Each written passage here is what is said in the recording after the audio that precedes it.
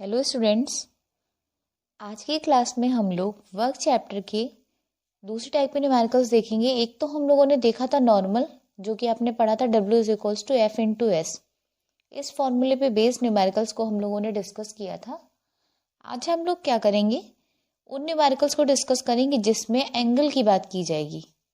Angle means आपको cos theta given होगा और आपसे कहा जाएगा कि वर्क फाइंड करिए या फिर आप डिस्प्लेसमेंट फाइंड करिए, या आपको वर्क डिस्प्लेसमेंट फोर्स सब गिवन होगा और आपसे कहेंगे एंगल फाइंड करिए। तो आप किस तरीके से इस टाइप के क्वेश्चंस को सॉल्व करेंगे, आज की क्लास में हम लोग वो देखेंगे। पहले हम आपको ये बता दें कि W is equals to F S कैसे आया था। जैसे कि नॉर्मल अगर कोई एक ऑब्जेक्ट है हमारे पास जिसका मास m है और हमने इस ऑब्जेक्ट पे एक फोर्स अप्लाई किया, जो कि फोर्स क्या था एफ फोर्स अप्लाई करने से क्या हुआ, ये ऑब्जेक्ट जो है मूव करके थोड़ा सा आगे यहाँ पे पहुँच गया, ठीक है। और इनके बीच की जो डिस्टेंस होगी वो कितनी होगी, एस होगी।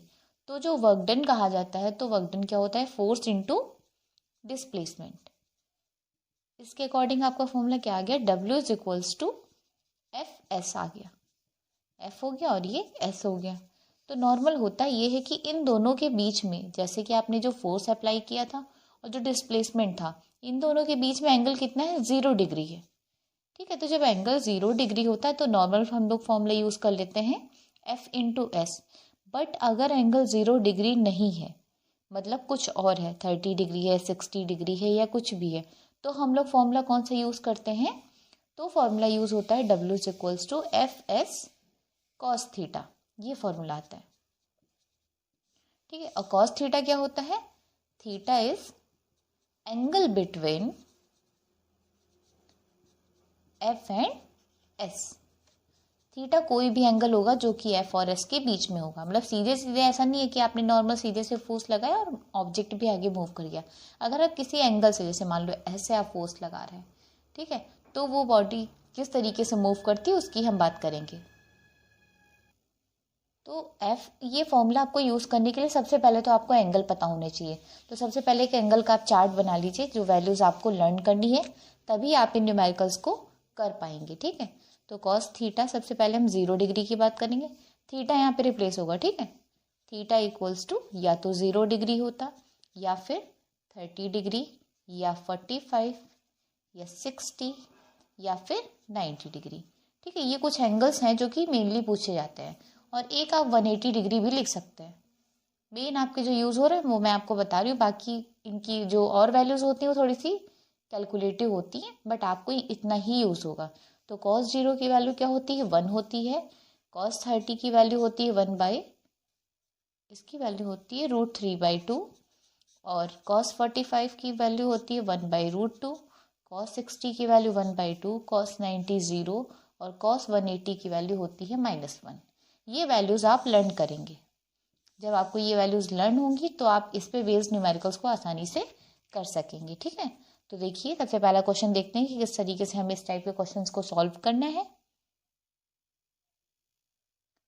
तो क्वेश्चन कुछ इस तरीके से है कि calculate work done when a man applied 60 newton of force at 60 degree and body moves through 10 metre distance. तो आपको वर्क डन फाइंड करना है जब कोई एक आदमी है जो कि फोर्स कितना लगा रहा है, गिवन पहले लिखिए। एफ है आपका 60 न्यूटन और थीटा कितना गिवन है, 60 डिग्री गिवन है, और डिस्प्लेसमेंट कितना हो रहा है, 10 मीटर हो रहा है। और आपको फाइंड क्या करना है, वर्क फाइंड करना है। तो आपको हमने कौन सा फॉर्मूला बताया, W is equals to F S cos theta. तो एफ की जगह आपने 60 पुट किया, एस की जगह पे आपने 10 पुट किया, और कॉस थीटा की जगह पे फिर से हमने 60 डिग्री पुट किया। फिर क्या किया, अभी मैंने आपको कॉस 60 की वैल्यू बताई थी कितनी होती है, कॉस 60 की वैल्यू मैंने बताई 1/2। आप टेबल देखेंगे जो मैंने भी बनवाई थी तो आपको समझ में आएगा। फिर आप इसको कैंसिल करेंगे, 2 3 6 0, और 30 इंटू 10 करेंगे तो 300 आएगा। और वर्क की यूनिट क्या होती, जूल।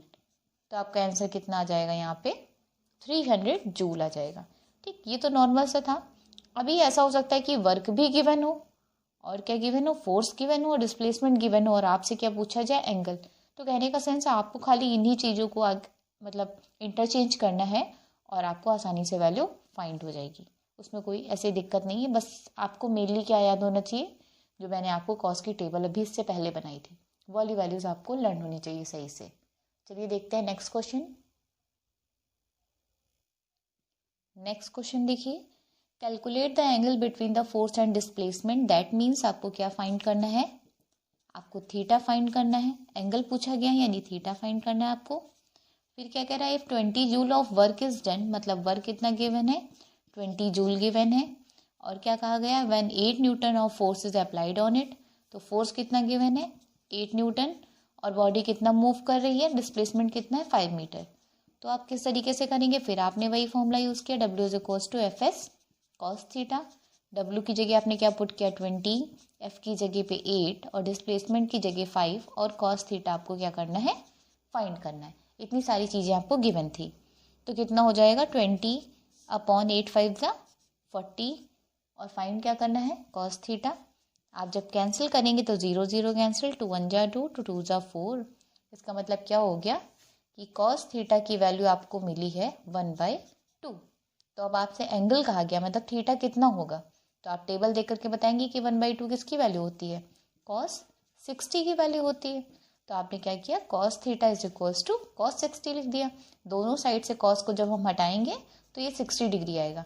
एक चीज़ आप ध्यान रखिएगा कि दोनों साइड से आप इसको इलिमिनेट करेंगे अपने मन में, इसको ऐसे आप कैंसिल नहीं करेंगे कि कॉस थीटा कैंसिल हो गया तो थीटा 60 डिग्री आया। ये दोनों इक्वल हैं कॉस में, इसका मतलब इनके एंगल्स भी आपस में क्या होंगे, इक्वल होंगे। ये चीज़ आपको ध्यान रखनी है। तो ये कुछ न्यूमेरिकल्स थे जो कि वर्क वाले क्वेश्चंस थे जो कि एंगल पे बेस्ड थे।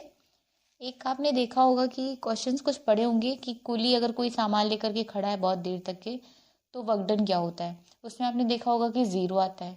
तो 0 क्यों आता है, 0 आने के पीछे रीज़न ये है, बताते हैं हम आपको।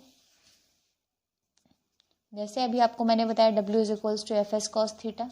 कोई भी आदमी अगर अपने सर के ऊपर सामान रखे हुए, यहाँ पे कोई भी सामान लिए खड़ा हुआ है, तो उसके बीच में, दोनों के बीच में एंगल कितना होता है, जैसे कि ऐसे मूव कर रहा है कोई सामान लेकर के जा रहा है, आगे बढ़ता जा रहा है, तो सामान्य और डिस्प्लेसमेंट में बीच में एंगल कितना होता है 90 डिग्री का। और कॉस 90 की वैल्यू कितनी होती है, 0 होती है। इसलिए फोर्स और डिस्प्लेसमेंट कुछ भी हो, बट इसकी वजह से ये 0 हो जाता है, इसलिए कोई भी वर्क डन नहीं होता है। रीज़न क्या था कि इनके पुली के बीच में, ठीक है, और उसके सर पे सामान रखा है वो, और जो डिस्प्लेसमेंट जो जा रहा है, इनके बीच का एंगल कितना है 90 डिग्री है। इस वजह से ऐसा होता है कि वर्क डन 0 मिलता है। तो इसी के साथ ये चैप्टर आपका जो वर्क चल रहा था वो ख़त्म होता है यहीं पे।